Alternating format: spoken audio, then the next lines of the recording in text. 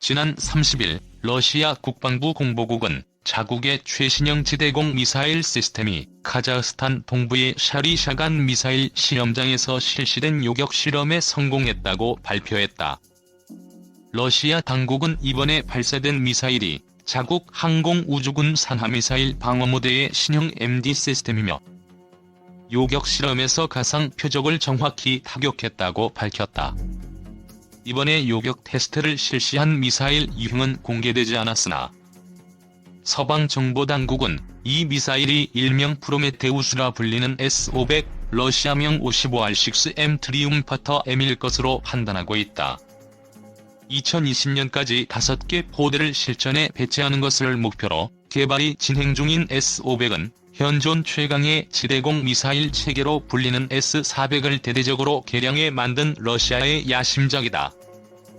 S-500 한 개 포대는 탄도미사일을 연상케 하는 10X10 대형 트럭을 개조한 77.6 미사일 발사 차량 4대, 55K6MA 작전 통제소 차량, 91N6A 전투 통제 레이더, 96L6TSP 목표 획득 레이더 및 76T6 다중 모드 교전 통제 레이더, 각 1대 등 8에서 10여 대의 차량으로 구성된다.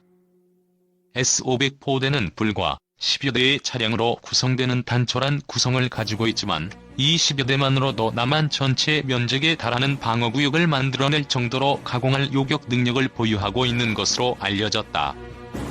항공 시스템의 기본 임무인 항공기 요격 모드에서 S-500은 최대 3,000km 범위를 감시할 수 있고 소형 전투기나 무인기 수준의 레이더 반사 면적을 갖는 표적을 1,300km부터 탐지해 600km 거리부터 요격에 나설 수 있다.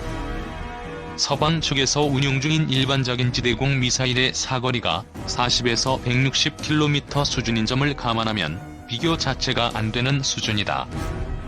러시아는 이를 더욱 개량해 사거리 1100km의 77N6 N1 요격 미사일을 개발하고 있다. 쉽게 말하자면 대전에서 요격 미사일을 발사해 도쿄 상공에 있는 적기를 격추할 수 있는 수준의 미사일이 개발되고 있다는 것이다. 탄도탄 요격 모드에서는 더 강력한 능력을 발휘한다. 탄도탄 요격 모드에서 S-500의 사거리는 600km 수준으로 사드의 3배에 달하는데 더 놀라운 것은 요격 능력이다. 러시아 측 주장에 따르면 이 미사일은 초속 5km 수준의 표적을 동시에 10개까지 요격 가능하며 초속 7km 수준의 표적도 요격할 수 있다고 한다. 초속 5km 수준이면 어지간한 중단거리 탄도미사일은 대부분 요격이 가능한 수준이고 초속 7km 수준이라면 대륙간 탄도미사일은 물론 최근 강대국들이 경쟁적으로 개발 중인 극초음속 비행체까지도 요격이 가능한 수준이다. 서방 정보기관과 군사 전문가들은 S-500이 우수한 고고도 요격 능력을 바탕으로 제1세대 우주방어무기가 될 가능성이 있다고 경고하고 있다. 지상에서 발사한 미사일로 자국 상공을 비행하는 적국의 저궤도 정찰 위성까지 요격이 가능한 최초의 우주방공 무기가 될 수도 있다는 것이다. 러시아는 늦어도 오는 2020년 이전에 S-500의 실전 배치를 시작해 모스크바 등 주요 도시 방어용으로 5개 포대를 배치한다는 구상을 가지고 있다. 현재 러시아는 극동 지역을 관할하는 동부군관구 이하에 S-400 7개 포대를 배치해 운용하고 있으며 이 가운데 일부가 S-500으로 대체될 가능성이 있다. 특히 동부군관구 이하 7개 포대 중 무려 2개 포대가 블라디보스톡에 집중 배치되어 있기 때문에 이 가운데 1개 포대라도 S-500으로 교체될 경우 한반도를 비롯한 동북아시아 전역이 S-500 항공 시스템의 요격 범위에 들어가게 된다. 중국도 러시아의 질세라 장거리 방공 및 미사일 방어체계 구축을 서두르고 있다. 중국은 지난 2014년에 러시아와 S-400 시스템 3개 포대를 도입하는 계약을 체결, 지난 4월부터 관련 시스템을 차례로 인수해 산둥성과 부젠성, 하이난다오 등에 배치하고 있다. 이 가운데 산둥성에 최근 배치가 시작된 S-400은 서해를 내화하고 한국을 압박하기 위한 목적이 강하다. 산둥성에 배치된 S400 1개 포대는 55K6E 교전 통제소 차량 1대, 91N6E와 92N6E, 96L6E 레이더 차량 각 1대와 4발의 미사일을 탑재하는 5포인트 85T2 미사일 발사 트레일러 4에서 6대로 구성된다. 이 포대는 최대 700km 거리에서부터 300여 개의 표적을 동시에 탐지해 400km 거리에서부터 70개의 표적을 추적, 이 중 36개 표적을 동시에 공격할 수 있다. 사거리가 400km에 달하는 40N6 미사일을 사용할 경우 수원과 오산, 군산, 서산, 광주 등 주요 공군기지에서 출격하는 한미 전투기 전력의 발목을 잡을 수 있고, 전투기 표적에 특화된 9M96 계열의 미사일들은 한미연합 공군이 서해에서 마음 놓고 작전하지 못하도록 만들 수 있다. 이 S400은 거리 120km, 고도 30km 범위 내에서 최대 속도 마하 14.7 이내의 탄도미사일도 요격할 수 있기 때문에 이 미사일의 배치가 완료되면 중국은 삼둥반도를 비롯한 주요 거점에 상당한 수준의 미사일 방어 능력을 보유하게 될 것으로 보인다. 특히 중국은 삼둥반도에 새로 배치되는 S400을 기존에 배치되어 있던 HQ-9 지대공 미사일, JY-26 X밴드 레이더 등과 통합해 운용하는 구상을 가지고 있는데, 이 구상이 실현될 경우 서해와 한반도 지역의 미군 스텔스 전투기 활동이 상당한 제약을 받게 될 것으로 보인다. 러시아와 중국을 가상 적국으로 상정하고 있는 일본에서도 장거리 방공망 및 MD 체계 구축이 한창이다.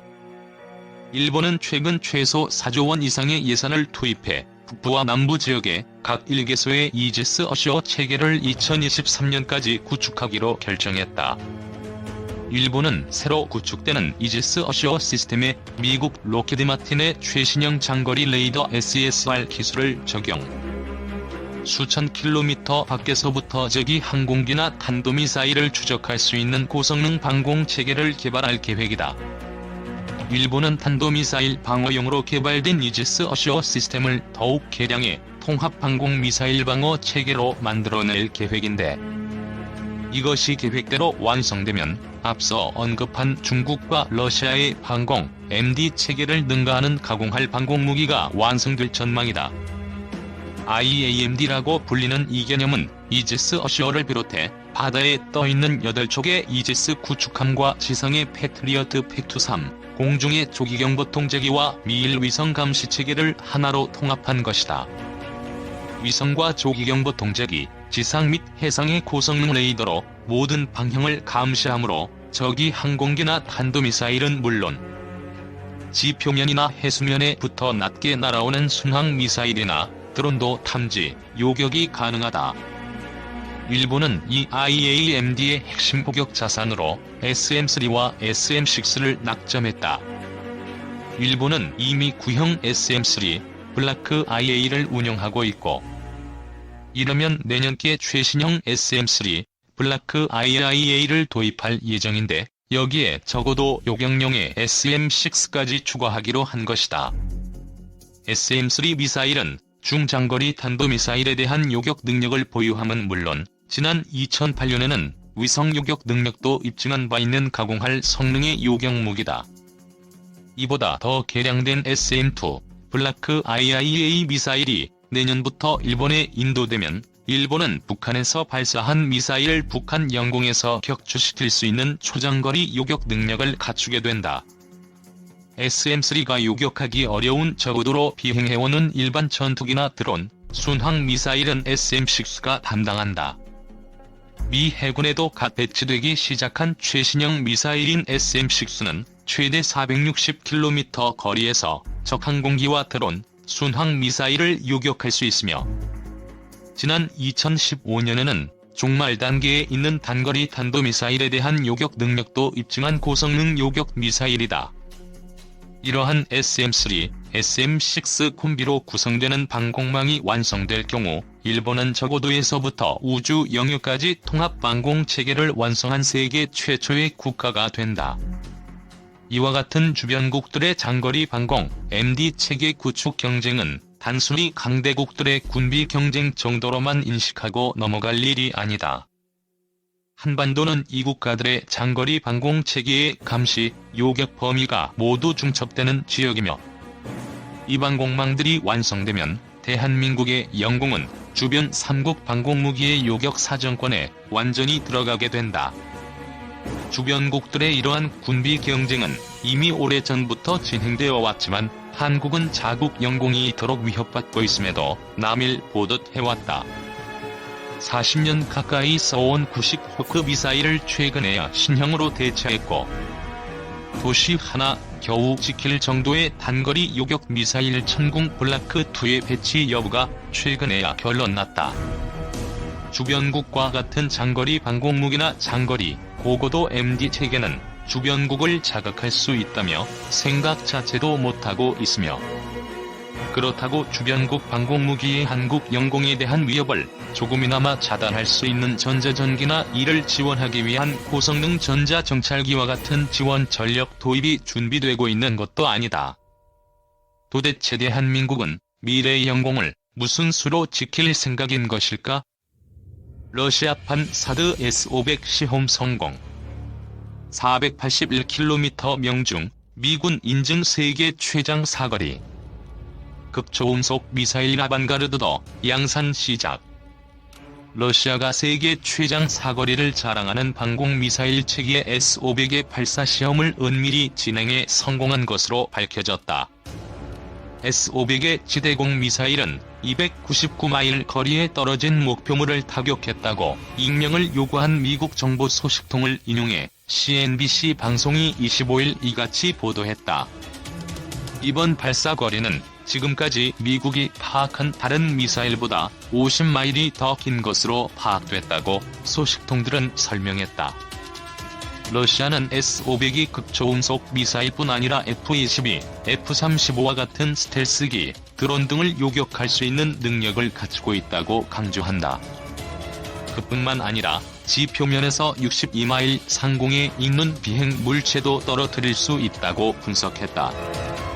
군사 전문가들은 이른바 러시아 판사드로 불리는 S-500은 첩보 위성까지 요격할 수 있는 능력을 갖추고 있어 1세대 우주방어무기가 될 것이라고 전망하고 있다. 이 밖에도 러시아는 고도 8,000에서 5만 미터 대기권에서 비행하는 극초음속 미사일 아반가르드를 양산하기 시작. 오는 2020년 실전 배치할 것이라고 일부 언론들이 미국 정보기관의 보고서를 인용해 최근 보도하기도 했다.